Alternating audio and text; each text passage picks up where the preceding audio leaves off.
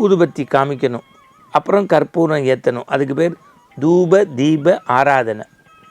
அதுலேருந்து பார்த்திங்கன்னா ஒரு மெல்லிய புகை போகும், அது மூக்குக்குள்ளே போச்சு, நாராயணன் மூக்குள்ள. இதை கொஞ்சம் கொஞ்சமாக பார்த்த பக்தனுக்கு கொஞ்சம் கோபம் கொப்பளிச்சிருச்சு. ஏன்? ஏற்கனவே இவன் 9 வாரம் நாராயணனை வீட்டில் வச்சு திருமஞ்சனம் பண்ணி, அவருக்கு பெரிய காலையில் போடுற சுப்ரபாதம், விஷ்ணு சகஸ்ரநாமம், இதெல்லாம் அடியார் திருக்கூட்டத்து அடியார்களை வச்சு பெரிய நாம சங்கீர்த்தன நிகழ்வெல்லாம் நடத்தி 9 வாரம் விடாமல் அன்னதானம்லாம் பண்ணி அமக்களை பண்ணியும் எந்த பெனிஃபிட்டும் அவருக்கு நடக்கலை.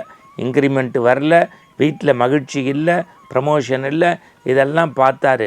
யார் பேச்சோ கேட்டு நம்ம நாராயணனுக்கு செஞ்சிட்டோம், சிவபூஜை செய்யுங்கன்னு சொன்னதுனால இப்போ சிவனுக்கு செஞ்சு பூர்த்தியும் போது, இத்தனை நாள் உனக்கு செஞ்சேன், அப்பெல்லாம் பேசாமல் இருந்துட்டு இப்போ சிவபெருமானுக்கு பண்ணுறத நாராயணன் நீ ஏன் அக்செப்ட் பண்ணுறேன்னு அவர் கேட்டுக்கிட்டே இருந்தார்ல. கண்ணு முன்னாடி பெருமாள் சங்கு சக்கரத்தோடு வந்து ஹலோ பிரதர் அப்படின்ட்டார். இவனுக்கு ஆச்சரிய பெருமூச்சு.